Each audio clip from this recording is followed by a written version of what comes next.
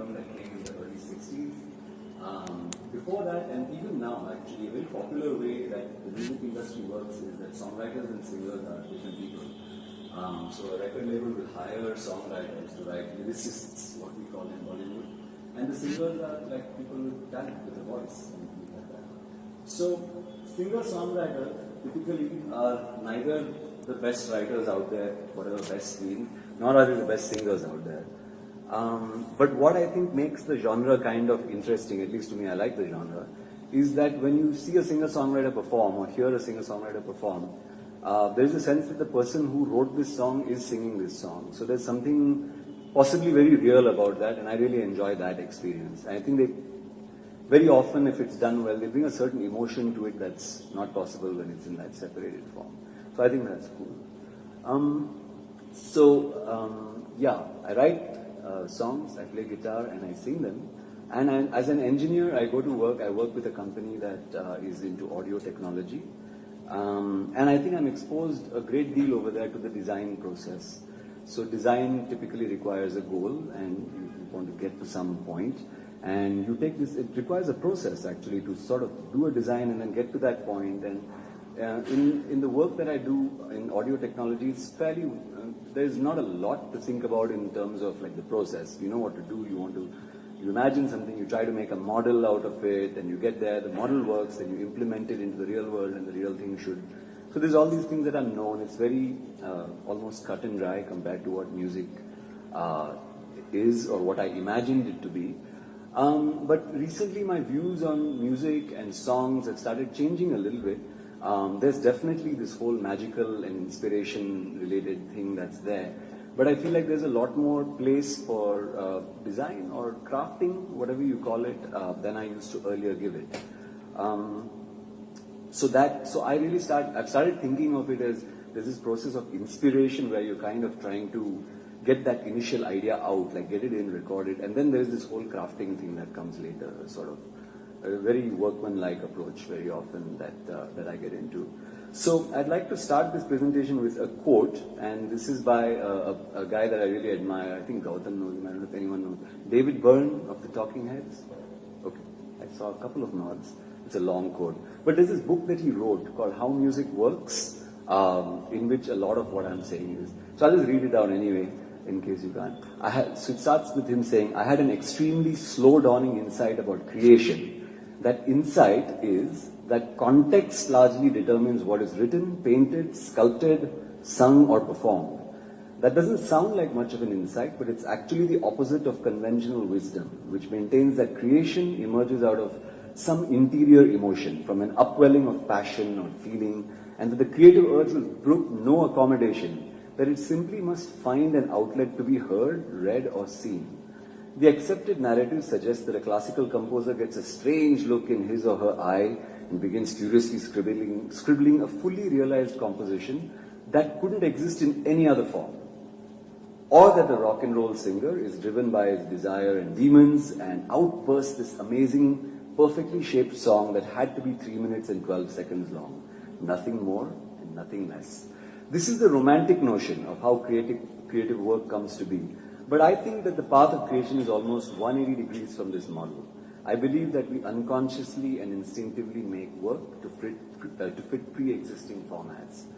So when I read this, I think of it in two ways. I think what I understand him to be saying is that when we make work, it's not coming just from some deep subconscious place which is all yours. I mean, we are brought up in the place that we're brought on. There's all these things, society, culture around us, and we create in that form, whatever we're influenced by. And after we create, we needn't sort of like, when he says that it's 3 minutes, 12 seconds long, it had to be that long.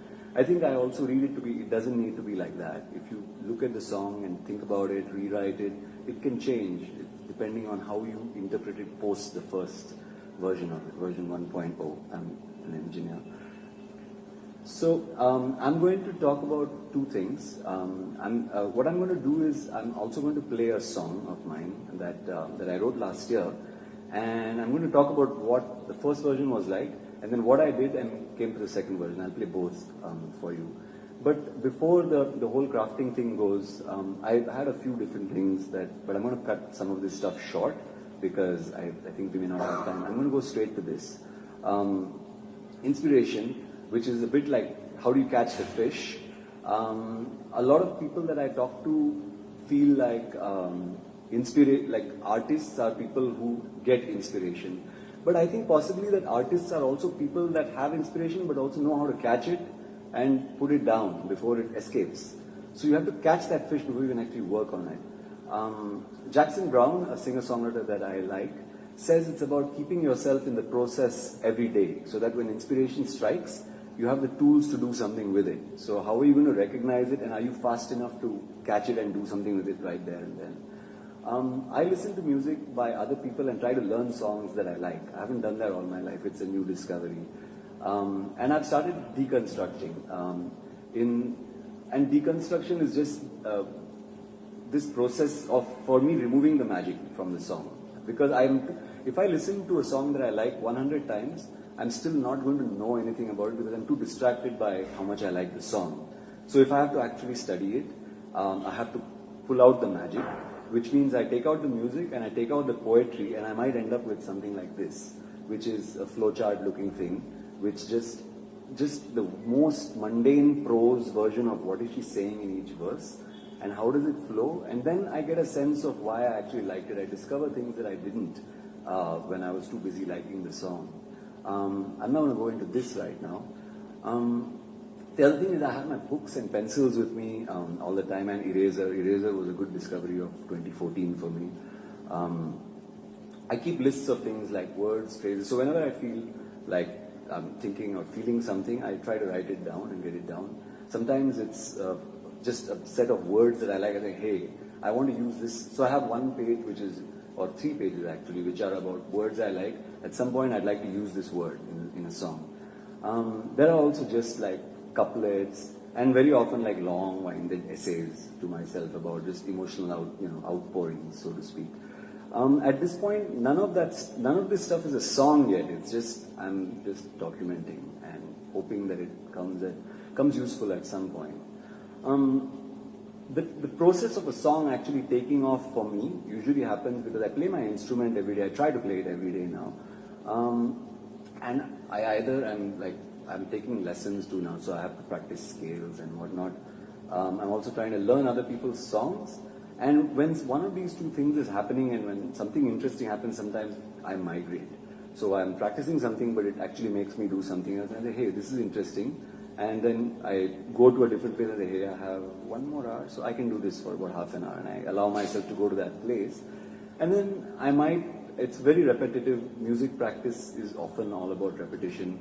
But something happens, a sequence of chords, a melody, sometimes even a line gets sung.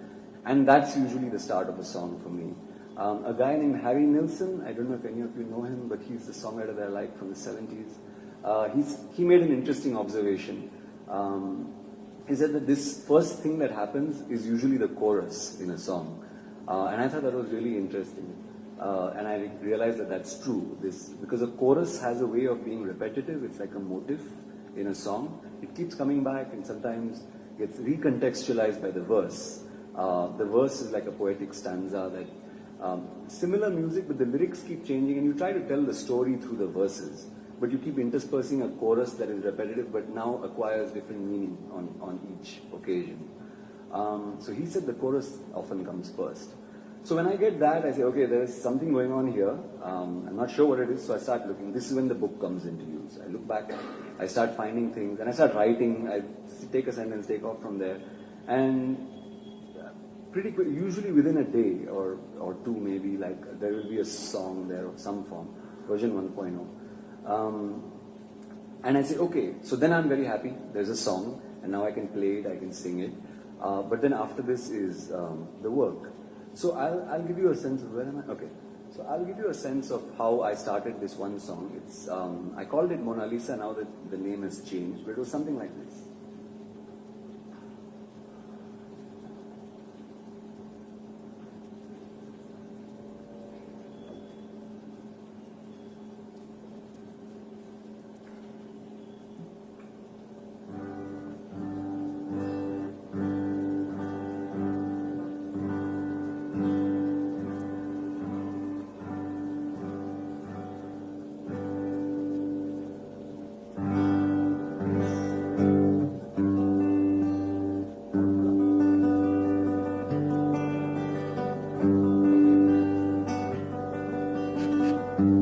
So I was doodling around like this with my guitar one day. Very simple, I'm just playing an E chord, or maybe it's a G chord. Last year, this guy named Sufjan Stevens released this like amazing album. He's a singer-songwriter, and he released an album called Carry and Lower. And in this album, he explored his relationship with his mother, who had actually left the family when he was a child, and subsequently she passed away. And it's a fabulous album, and I related to it instantly. And that's of course for my own reason, because my mother passed away when I was a kid, when I was about 11. And for me, this was just like fabulous the way that he did it. It brought back memories of a time in 2012 when I was actually kind of low. This is going to be an intense session, by the way, I think. What can you say? We're talking about mothers that are diseased and depressions and all that, but I think I'm over it now, so don't worry about it.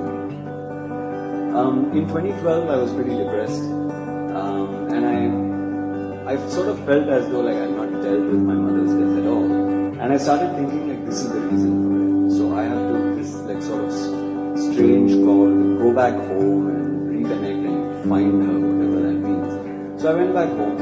My dad was out of town, a lot of the country in fact. So I had the place all to myself. Yay. I never turned on any lights. And I tried to find her. So I looked for photographs. I found an old diary of hers in which she'd written stuff. I saw her handwriting. And I was desperately hunting for cassettes because my dad was pretty good at, well, he doesn't do that anymore, recording voices and all that. But he used to do that because he used to travel countries. And he used to say, okay, here's a cassette, now record a message. I'm going to go to Aurangabad and meet your uncle and aunt, so say something to them. And bring back a cassette from there. So I knew that my mom's voice was somewhere in one of these. And I really wanted to hear her voice.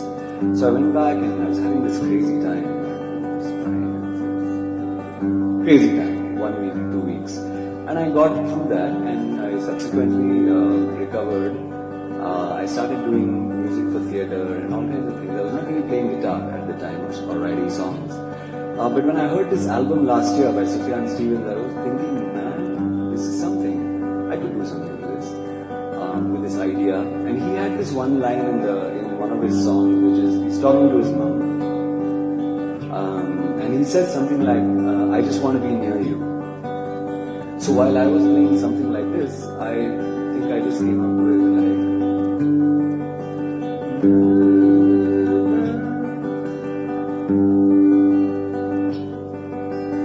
I just want to hear you say,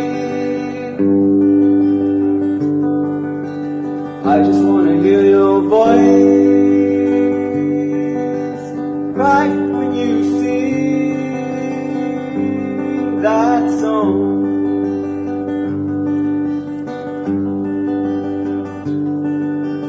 I just want to hear your voice right when you sing that song. That's all I had. This was a good place to start a song from. So I went back to my book and I started looking through, started writing, and the first version of the song came out. I'll play it for you and I'm going to put the lyrics up because mostly the work on this song and a lot of my songs has to do with lyrics. I work on the music too, but I feel like it's driven by the lyrics eventually. So where is my...